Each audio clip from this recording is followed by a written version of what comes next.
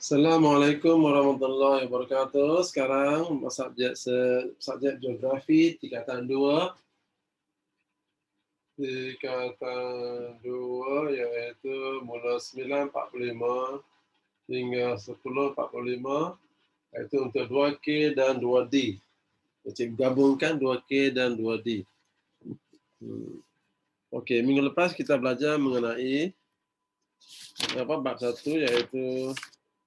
iaitu skala dan jarak. Masih ingat tak skala dan jarak? Iaitu skala lurus. Okey, skala lurus, skala apa lagi? Skala penyata dan skala wakilan. Okey. Kemudian jarak lurus, jarak melengkung, iaitu kita nak mengukur jarak lurus macam mana menggunakan pembaris.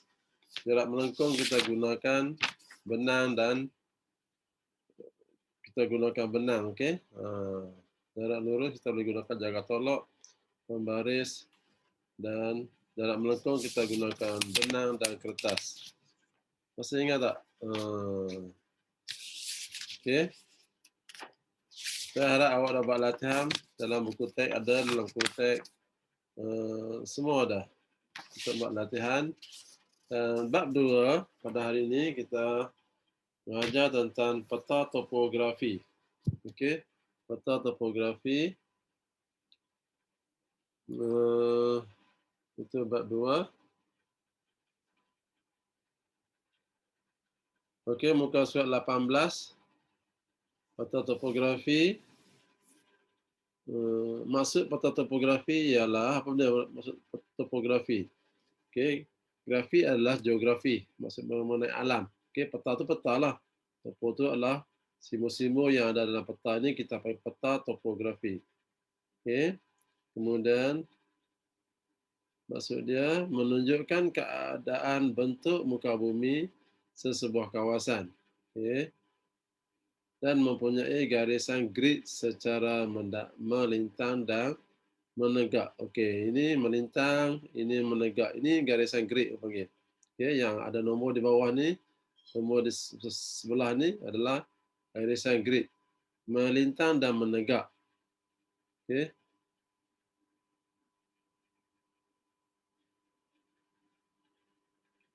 Peta topografi. Bolehkah anda menyatakan ciri sebuah peta topografi? Okey. Peta topografi ciri-cirinya ialah mesti ada tajuk. Contohnya, dia buat kawasan lembah pantai. Tajuk dia, contohnya penduduk di lembah pantai. Bentuk muka bumi di lembah pantai. Ataupun di Kampung Kerici. Itu adalah tajuk. Okey. Setiap peta, mesti ada tajuk di atas. Contohnya, cakap tadi, bentuk muka bumi Kuala Lumpur. Bentuk muka bumi Bandar Putrajaya. Okey. Semua ada tajuk. Kegiatan ekonomi di kawasan A, kegiatan ekonomi di kawasan B. Okey. Sistem pengangkutan di kawasan B, sistem pengangkutan di kawasan A. Sistem pengangkutan di Bandar Utama Petaling Jaya, sistem pengangkutan di Putrajaya. Contoh itu tajuk. Di atas tulis tajuk. Ini tulis tajuk di atas sekali. Ciri-ciri peta topografi mesti ada tajuk, ada petunjuk. Ini petunjuk ni sini.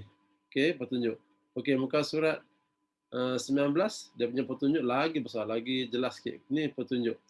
Petunjuk ni adalah apa yang ada dalam peta ni, mesti ada dia tunjuk kat bawah. Petunjuk. Okey, contohnya jalan raya, jabatan, jalan kereta api, sawah padi, getah, hutan, sungai, kontur, kilang dan sebagainya. Itu adalah petunjuk. Apa yang ada dalam peta, dia mesti ada petunjuk di sini. Okey. Kemudian skala. Skala kita baru belajar kan? Skala penyata, skala wakilan, dan skala lurus. Ini skala. Skala ada tulis setiap peta topografi mesti ada skala ini. Okey, tak nampak sangat. 1 cm sama dengan 50,000 meter. Contohnya. Okey, ini skala. Di bawah ni skala, okey? Mana ni? 1 cm sama dengan 50,000 meter contohnya. Okey. Sentimeter. Okeylah, okey.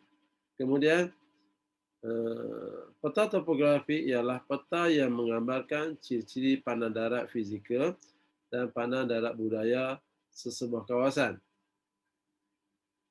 Okey, nanti selepas bab tajuk-tajuk kecil ni, sentuh juga tentang ciri budaya fizikal dan ciri pandang darat budaya ni.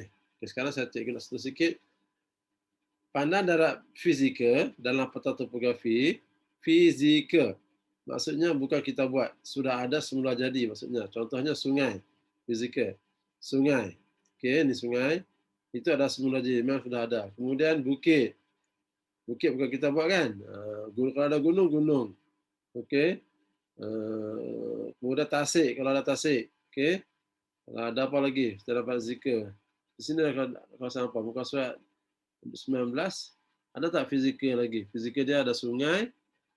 Ini peta sama tau. Peta sama. Ada sungai. Kemudian ada apa lagi? Contohnya, sawah padi kita. Hutan. Ada hutan, kawasan hutan ada. Okey, kalau ada kontur ni adalah kawasan tinggi. Kontur yang menunjukkan bukit bukau, kawasan tinggi kita panggil kontur dalam peta topografi. Ada sungai, ada hutan, apa lagi fizikal. Okey, semua itu je fizikal. Fizikal yang semula jadi, ya Tuhan yang buat, bukan kita buat. Okey. Kemudian, pandang darat dan ciri pandang darat budaya itu suatu kawasan. Budaya ni, pandang darat budaya ialah yang manusia buat. Contohnya, manusia buat ialah ladang getah kita yang tanam kan, sawah padi kita yang tanam, jalan raya itu semua budaya, pandang darat budaya. Jabatan yang ada dalam peta ni, jalan kereta api. Okey, pertempatan yang kota-kota empat segi ni adalah pertempatan. Setiap bandar misalnya yang bulat-bulat hitam ni, empat segi hitam ni adalah pertempatan. Pertempatan tu adalah rumah. Rumah-rumah, kedai, apa semua tu kita panggil pertempatan. Okey, kilang. Stesen trigonometri, sekolah, okey, wakil pos. Itu adalah ciri budaya. Ciri budaya dia yang kita yang buat. Okey, pejabat pos ke, semua kita yang buat. Itu adalah maksud ciri peta topografi. Peta ini dilukis menggunakan skala dan simbol-simbol tertentu. Okey, dia mesti ada skala. Skala biasanya yang kita cakap dulu ada 1 cm di atas peta sama dengan 1 cm sama dengan 1 km di permukaan bumi. Itu skalanya. Paling senang skala itu saja. Okay, kalau nak buat jalan raya ke, nak buat rumah ke, nak buat apa, ukuran dia. Contohnya kalau bilik rumah awak berapa? 10 cm dalam bilik. Tapi dalam plan, dalam bila kita buat rumah nanti, kita menggunakan 10 meter. Contohnya 10 kaki. Itu skala. Peta ni kita menggunakan skala dan simbol-simbol tertentu. Pakai simbol. Simbol ni. Ini adalah simbol. Okay. Ini adalah simbol. Semua menggunakan simbol. Simbol kontur, simbol sungai, simbol hutan, simbol getah. Semua menggunakan simbol. Okay. Itu maksud peta topografi. Okay. Apa yang saya cakap? Sekarang dalam masuk peta topografi ni, awak kena mesti tahu ini saja. Okey. Okey. Peta topografi perlu mempunyai tajuk, petunjuk dan skala. Okey. Ada simbol-simbol dia adalah peta topografi. Tak ada simbol, contohnya dia tak boleh lukis pokok kelapa, dia kena simbol sahaja. Dia tak boleh lukis masjid, dia kena simbol masjid. Okey. Dia tidak boleh lukis kilang ni semua. Dia pakai simbol kilang ni, simbol kilang macam ni. Itu menggunakan simbol-simbol tertentu. Kalau sekolah ada buat SEK huruf kecil. Sekolah. Itu menggunakan simbol. Okey. Itu maksud peta topografi. Sekarang kita ubah kepada tajuk yang lain. Minggu hari ini kerja pendek saja sebab 2-3 hari akan raya Cina. Saya ubahkan latihan. Okey, kemudian garisan timuran dan garisan utaraan. Okey, dalam peta topografi ada garisan-garisan tertentu. Okey, iaitu garisan timuran dan garisan utaraan. Okey. Garisan grid merupakan garisan-garisan dalam peta topografi yang dilukis secara menegak dan melintang. Menegak tu maksud menegak, tegaklah. Secara berdiri, tegak berdiri maksud garisan ni. Ini menegak. Okey, menegak, menegak, menegak, menegak. Okey. Yang melintang ialah melintang dari sini. Okey, itu melintang. Okey, melintang. Okey, ke arah melintang macam ni. Ini melintang. Timur ke barat maksudnya melintang. Barat ke timur maksudnya melintang. Ini utaraan, utara ke selatannya adalah utaraan. Ini melintang. Okey, kita tengok garisan timuran. Garisan grid yang dilukis secara menegak. Ini menegak. Okey. Secara berdiri dan tegak. Awak fahamkan tegak macam mana kan? Garisan yang menunjukkan kedudukan suatu tempat ke arah timur. Ke arah timur. Okey. Garisan grid dinomorkan dan nilainya semakin bertambah ke arah timur. Contohnya, arah timur ni. Okay. 28. Okay. Kalau start kosong, 1, 2, 3, 4, 5 sampai. Ini peta ni kebetulan dia bermula pada 28. Maksudnya semakin bertambah ke arah timur. 28, 29, 30, 31 dan 32, 33, 34, 35, 36, 37 sampai seterusnya kalau petani besar. Okey. Itu semakin bertambah ke arah timur. Ke arah timur sini. Okay. Dari sini ke sini ke arah timur. Okey. Okey. Garisan berikutnya ialah garisan utaraan. Okey. Garisan grid yang dilukis secara melintang. Melintang maksudnya secara melintang macam ni. Okey, melintang macam ni.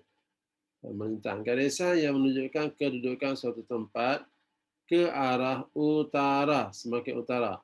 Okay, sama dengan menegak tadi. Okay, semakin ke timur makin bertambah.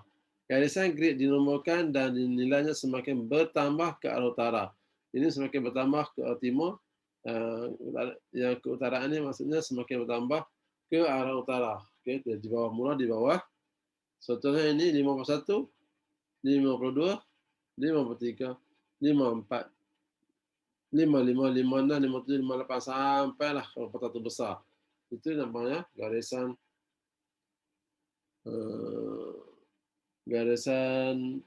utaraan.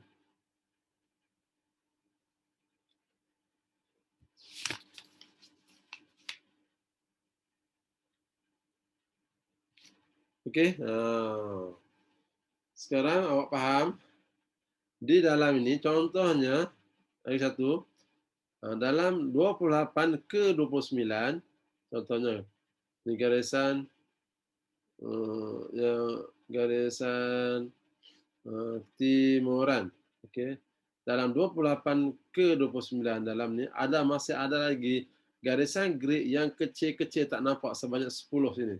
Okey, contohnya 28.1, 28.2, 28.3, 28.4, 28.5, 28.6, 28.9, 7, 8, 9 sampailah 29. Faham kan? Dalam ni. Ada lagi garisan kecil. Besok kalau objek duduk tengah-tengah ni, dan kita akan panggil 285. Maksudnya objek tu kena tengah ni. Okey, 282 sini. 283 contohnya di sini. Okey. Kemudian sampai sini 29. 29, 29.1, 292, 293, 294, 29 sampai 29.30. Itu garisan grid. Okey. Dalam ni ada lagi grid-grid. Contohnya ini sama juga. Okey, masih ada lagi garisan yang kecil-kecil ni. 51.1, 51.2 sampailah 52. Macam tu. Itu kita nama garisan grid. Okey. Untuk dalam peta ini, masuk peta topografi dan garisan timuran dan utaraan, senang aja, awak dah faham rasanya.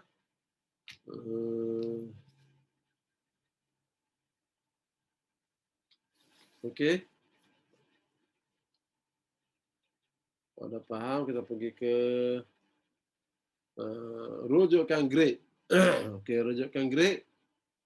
Apakah yang dimaksudkan dengan rujukan grid?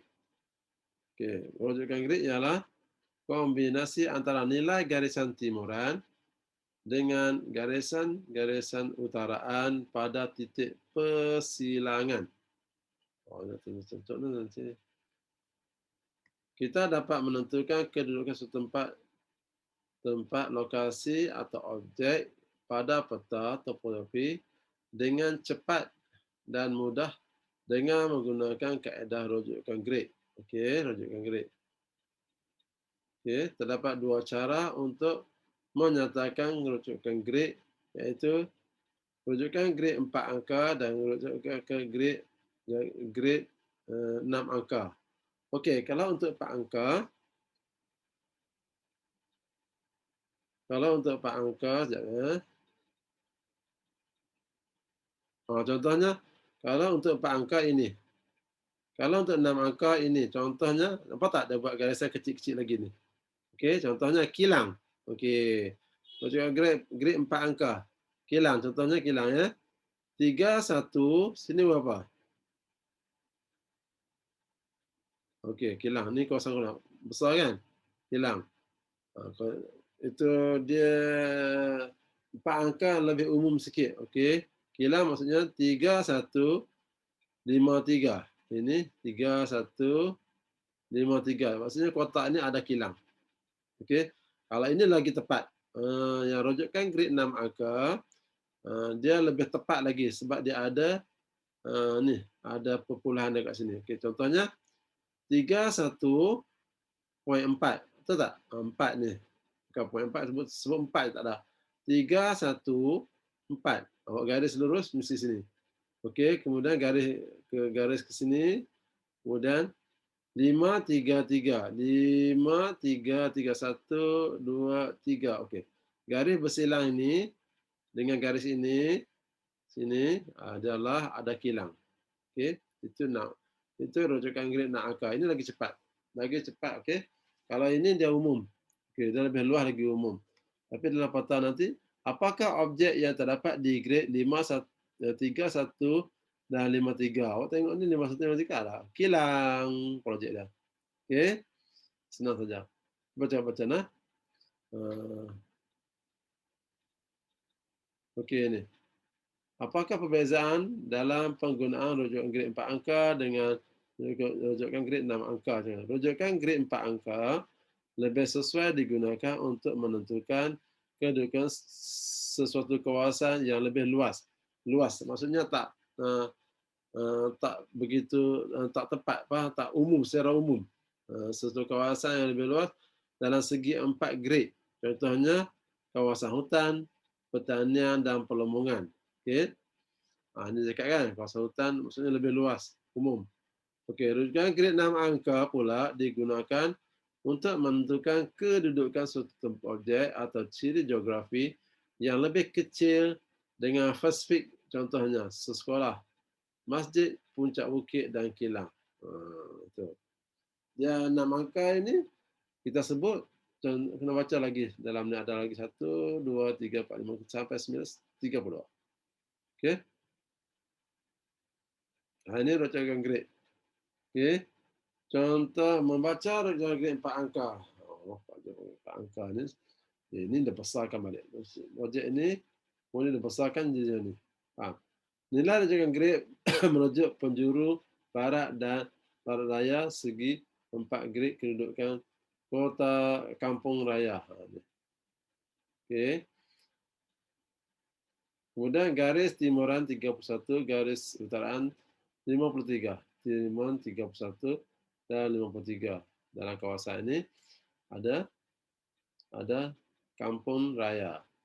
Rujukan grid 4 angka kampung raya ialah 3153. 3153. 31 ni untuk garisan ni.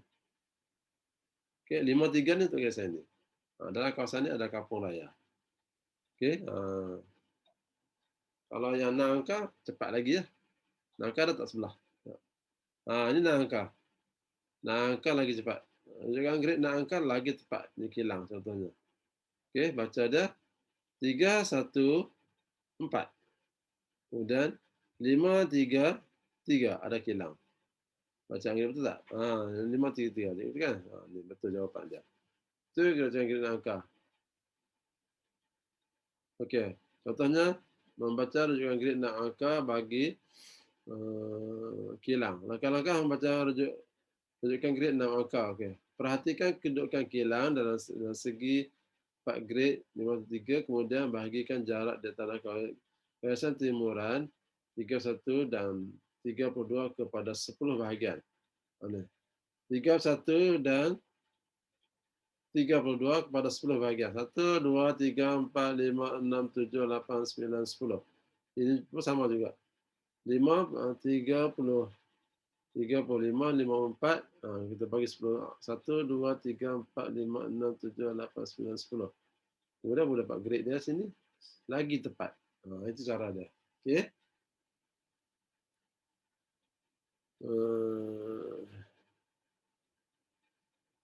Saya ingat sampai sekian ini saja. Nanti 2-3 hari era Cina, saya akan bagi latihan kepada awak. Okey, latihan untuk era Cina nanti.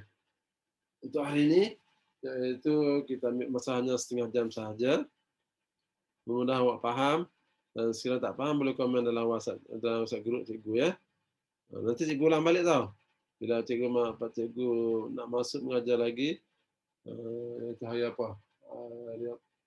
Sebab itu nanti hari Cina cuti. Cikgu akan ulang balik ya, semua cikgu ulang balik supaya betul-betul faham apa itu rujukan grade 4 angka, apa itu rujukan grade 6 angka, apa itu simbol fizikal, budaya fizikal, dan apa itu pandang darat fizikal, apa itu pandang darat budaya. Okey, saya ulang balik, pandang darat budaya itu apa? Okey, pandang darat budaya itu ialah seperti ini. Apa saja yang manusia buat, contohnya jabatan, tempat-tempatan, ladang, itu manusia buat. Okey, itu pandang darat budaya. Pandang darat fizikal ialah seperti sungai. Tuhan yang buat semula jadi. Okey, itulah beza dia. Budaya dan fizikal. Okey, mungkin sekian ini saja. Nanti saya ulang balik ya. Sekian, terima kasih. Selamat belajar.